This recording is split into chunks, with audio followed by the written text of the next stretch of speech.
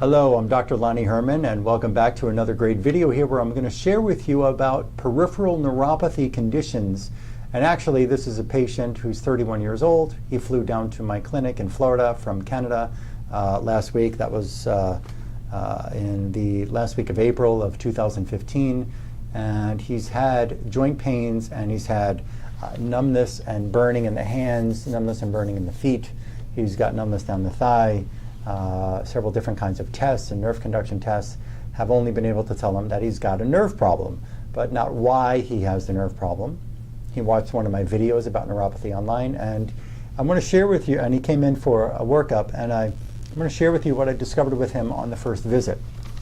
And with my bioresonance testing, where I can find all different kinds of infections and toxins that can exist in your tissues, like on the peripheral nerve, or in a part of your brain, or even in the meninges, or in the cerebral spinal fluid, or it can exist on a nerve coming out of the back, or it's in the spinal cord, or even in a muscle, and even in the bone.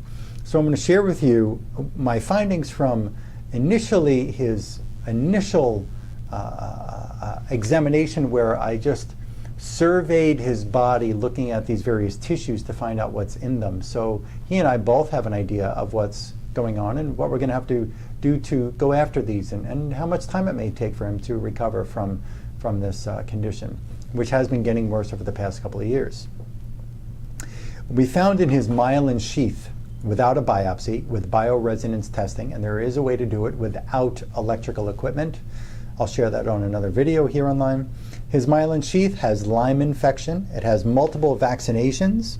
He has multiple chemicals in there, like pesticides and herbicides and petroleum fuel, and there's a number of different chemicals that can get in your body, even just from breathing them in, and multiple viruses in his myelin sheath. If the myelin is getting degenerated, if the myelin is getting worn by the infections and toxins, then we're going to have a serious issue with the way the myelin is helping the nerve transfer the electrical impulse.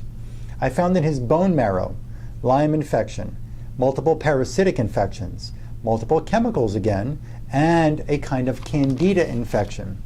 I found on his peripheral nerve tissue Lyme infection, candida, babesia, and multiple parasites. Babesia is a kind of bacteria, multiple parasites. These are all causing irritation and degeneration of the function of the nerve.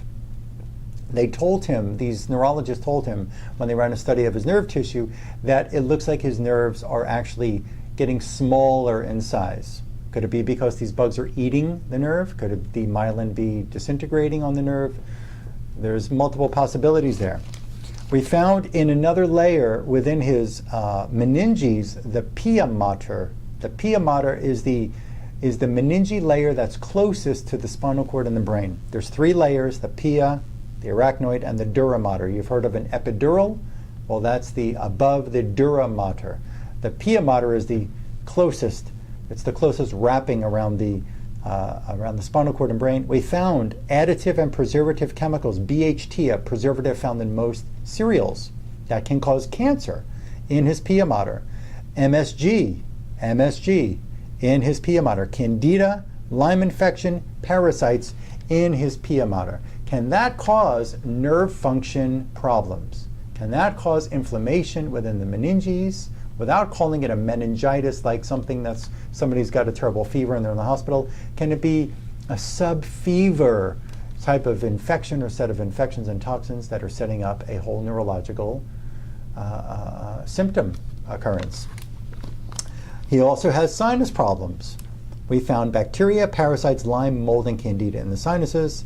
And I found in one tooth, he told me something very interesting, that at one tooth, I think it was his top left, I think it was top left side, that one of the molar that's next to a wisdom tooth, that he had this nerve pain, tooth pain, and the dentist took x-rays. The dentist went in there and did a scope around in the mouth, and they found nothing wrong with the tooth, no cavity, and he was complaining of this nerve pain. There is a very unique dental examination that I've been trained to do, that I developed over about 3 years of hardcore study and sacrifice to be able to know and own and be able to definitively state what's going on in somebody's mouth and how it's connected to their body or the brain or the nervous system or anywhere. And I found in that tooth multiple forms of bacteria and multiple parasites. and that tooth was directly connected to the leg, to the hand, to the foot. Now, to start out with him and his neuropathy program, it wasn't his, you got to understand something, that the body wants what it wants. We can try to force something on there just because we think psychologically, you know, this makes common sense to go after the nerve because that's where his primary symptom is. But sometimes that's not the way the body wants to go. Usually it's not the way the body wants to go. And what I found with him was that the primary degenerative tissue in his body that needs help is his large intestine.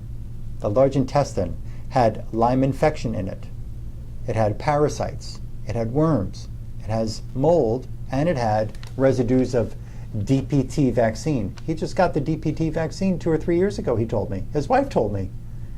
Could that be a factor, an ingredient, a substance that started this whole issue? Maybe. It's one of them.